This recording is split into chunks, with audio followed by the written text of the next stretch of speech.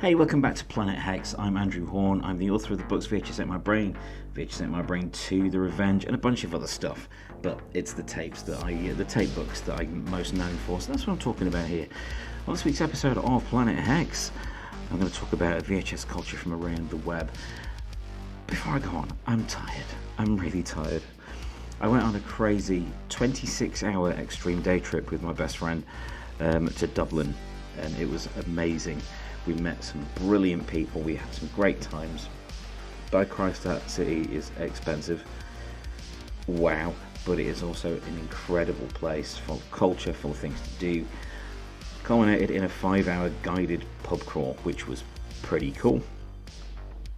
But by crikey, I am paying for it this week. For some reason, my knee is playing up this week, so I've got like a brace on my knee. It's like a support on my knee, and sometimes walking with my stick. Some of you may know I sometimes walk with a stick due to my problems with my ankles, but it's the knee at the moment, and it's just, I'd rather it didn't really. It's quite irritating. But anyway, I haven't watched any tapes this week because it's just been kind of catch up with sleep, try and remember how your body clock works, remember you're human, do things like go take the kids to school and work without just going because sleep has not been your friend for a while. But I did watch some movies. I watched Ash, which is featured here, which is a new movie with Aaron Paul and Elsa Godinez in it. I think it's Godinez. I don't have my notes up, sorry, but this is a sci-fi movie which looks fantastic, plays fantastic, and sounds incredible. And it was only made for 500 grand, $500,000, and it is one of the most effective sci-fi horror movies I've seen in many, many years. If you are a fan of things like Event Horizon, for example, you are going to love this. This is a really, really good one. Don't miss this. It's on Prime for free if you've got a Prime membership. So go check out Ash, that was really cool. I also watched Alice, Sweet Alice, which was deranged, but for a Grindhouse era movie, very well made. Really well shot. There was proper cinematography, there's some decent direction. The performances were pretty solid throughout it. This surprised me, but as I say, it's from the Grindhouse era, and you would imagine it to be a bit more rough and ready than that, but this was pretty solid. I also rewatched Cynthia Rothrock in Martial Law because I love martial law. Also got Chad McQueen and David Carradine in it, but you watch Cynthia Rothrock movies for Cynthia because she's just so cool, and you just want to see her kick people to pieces, basically, don't you? Also watched Malevolent, which I hadn't seen before. Florence Pugh, Celia Emery, and Ben Lloyd Hughes, and Florence Pugh and Celia Emery being in it alone, that got me wanting to see it. It was a Netflix film, and I know I have had my issues with Netflix films before, but this one actually looked like a film, which I was really pleased about and enjoyed it. It went off at an unexpected tangent. It's set up like a supernatural movie, but it goes a bit of a different way to what you might expect, but really enjoyed that. Great performance from Florence Pugh, and I'm going to go and see her as soon as I can in Thunderbolts. I'm going to take the kids to so I'm going to see Thunderbolts Asterisk when I can find a cinema nearby that's showing it, because our cinema will close down here in Nottingham. So I just today rewatched Warrior of the Lost World as well. Just see the rest of the poster. Let's move me out of the way a bit. There you go. There's Warrior of the Lost World. This is an amazing poster. I have mentioned this before. I've had the tape a couple of times, and the trailer for it I found on Hills Have Eyes Part 2, so you can imagine the caliber of film this is. This was a Mad Max knockoff starring Robert Ginty, Percy Kambata, and Donald Pleasance with Fred Williamson. Why didn't Fred Williamson get a decent sized font on that, hey? Come on. Just about a Mad Max type character, but with a bike rather than a car, and the bike talks, and it has a cute voice, and it has rocket launchers in its stuff, and he's fighting the man, Donald Pleasance. But this film, what I've brought this poster up for mainly, not to talk about the movie, but just to show how misleading it is, because none of this shows up in the movie. Like, you get the logos and the helicopters and like a big building, they show up, but none of the stuff on the bottom that looks so kick-ass. It looks more like this on the tie poster for Warrior of the Lost World. They've still got all the robot on the bike there, but the rest of it is out of the movie. There's like Mad Max freaks and Robert Ginty with machine guns and stuff. And he always looks kind of uneasy throughout it. I've revisited it tonight, and not only was it a really poor 4:3 format rip of it that I found on Tubi, although I do love Tubi really a lot. I'm going to do a video on what I found on Tubi lately at some point, but it wasn't just that, it's just not very well made. I think I was more suited to this when I was a kid, which is when I found it, so that's why I loved it then. But the theme tune is really good to it. It's got a really good synth hook to the theme tune, but it's an interesting revisit. Yeah, maybe not best to revisit some films that you used to love when you were younger. So what have I found on the internet this week in terms of VHS culture and retro media culture around the web? Something that has come up a few times is this an event that happened in Bushwick on the 27th, so 2 days ago at the time of filming this. So cassette tapes made a comeback at the first ever NYC tape fair in Bushwick on April 27th. So there was a festival selling cassettes, VHS tapes, and related gear, and that seemed like such a fun event. That sounded so cool. So there's a little article about it there. That's on the brooklynpaper.com, and then over on hoodline.com there is a a piece about it as well. Bushwick's first NYC tape fair celebrates the charm of cassettes and VHS nostalgia amidst the digital age. And amidst the digital age, what do retro media, analog forms of media represent? They represent safety for me, because you're not being observed what you're watching, you're not having an algorithm decide what's going to be advertised at you next. That's why I still love physical media. So this is a really good piece about how it went, really, and I'm pleased to see that was just so popular and getting notice out there. Again, Time Out, New York Time Out page, the same piece about this tape festival. It's really cool, and this made me think about all the coverage the 80s Video Shop has been getting recently.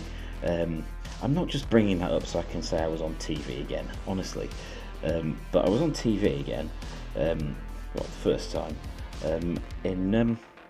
watch it on this morning at the 80s Video Shop in Alfreton, but it's shown up on the BBC, it's shown up in magazines, newspapers, websites all over the world. There seems to be a little bit of momentum growing about interest in analog media, and I'm not just saying that because I look for it, but when I do research pieces for these videos, there is always something new. There is always something worth talking about. There is still an interest in these things, and it's not just down to niche YouTubers like me or, collectors, of which there are thousands and thousands and thousands around the world. It's not a tiny niche anymore.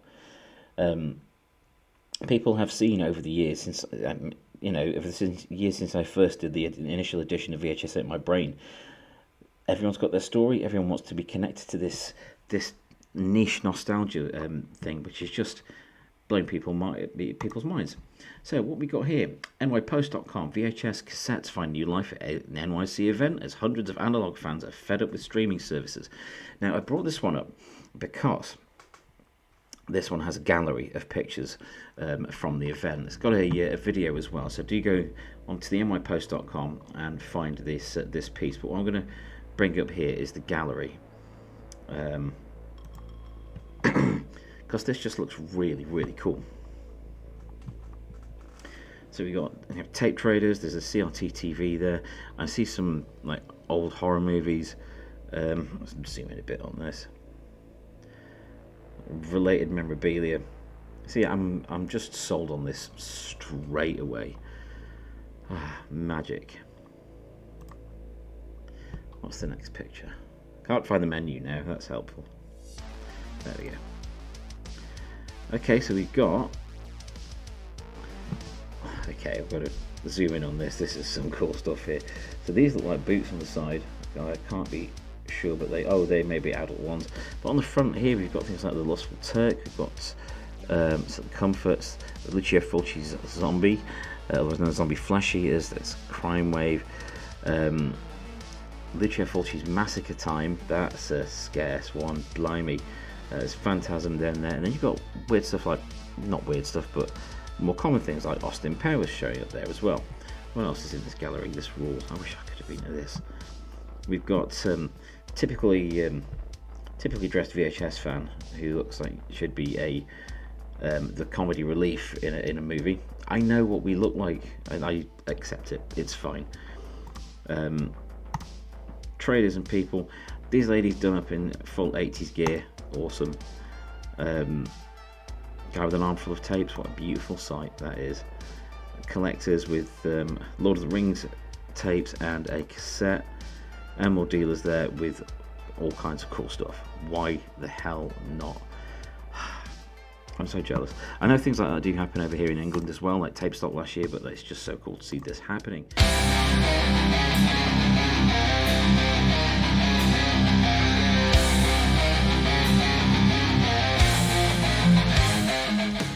This one made me laugh. 6 VHS tapes returned to Davenport Public Library after 2 decades.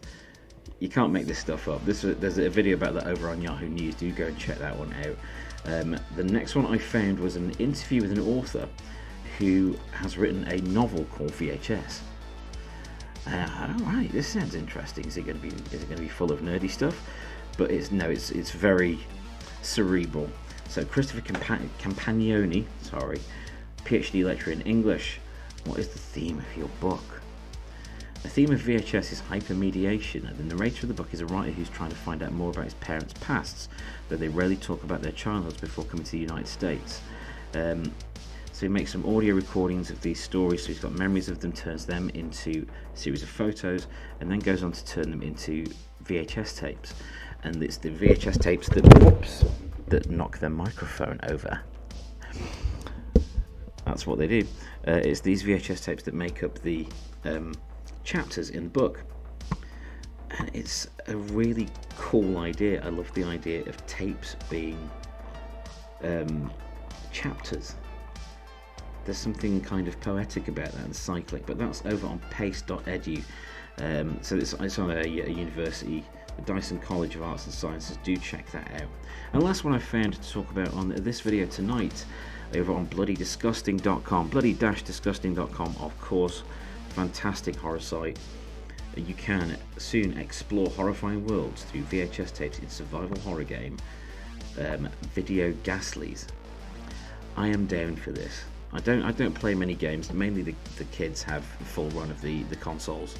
That's their area more than mine. But I love the idea. An upcoming survival horror title coming late this year to Steam. The game sees players diving into the dark world of illegal VHS tapes, where each tape is a gateway to a twisted universe. And there is a teaser video for it. I won't play it on here, so I don't want to get a strike. But this looks really, really cool. I love this to bits, and I really hope it does well for people. I think it's a really interesting way to carry out games, because you get to use all the filters over it. You get the static, you get the tracking, the white noise, and things like that. And I am absolutely here for that. I think that's a fantastic idea. So, would you be playing this game? Do you like video games that have a retro feel, or do you just go for video games that are more new themed? New themed. Why not? Because I think this still has mileage in it, because you can hide things in the snow of VHS tape. You can hide what things look like. You can hide things that are maybe about to leap out, or things you need to do, and you have to find different ways of doing things. There's something I was thinking about with old movies, primarily watch and pick up 80s and 90s movies, generally pre-internet ones, because the characters in them need to think more. I think that's why in a lot of movies these days, one of the plot points will be that the characters' phones will be taken or broken or run out of charge or something. Then they have to use their wits, and I like it. I'm enjoying movies where you don't need to have that bit of exposition to get phones out of the equation or the internet. But it's an interesting one. I'm interested to see what this turns out like. But the trailer looks awesome. Do go and have a look at the trailer. It's on Bloody Disgusting, and you can't miss it. And while you're there, have a look around, because it's a great site anyway. I'm Andrew Horn. This is Planet Hex. It's the only planet I've got, and it's mine. You can't take it away from me. Please do check out my books, VHS My Brain, and VHS My Brain 2 The Revenge. And please check out some of my fiction. There's loads of it out there. That never sells, though. And thank you, everyone, for watching. Please do also remember there is the VHS Take My Brain podcast is back and running. I'll be getting an episode of that up hopefully tomorrow, which will be Wednesday to you guys, which is probably when you're watching this, or maybe 35 years in the past, 105 years in the past. You may be watching this on a distant space station, 4,000 years in the future, where we've all turned into globby things with 30 eyes. If so, don't look at this as a historical document of anything. I'm just an idiot talking about VHS tapes. I'm Andrew Horn. Thanks for watching Planet Hex.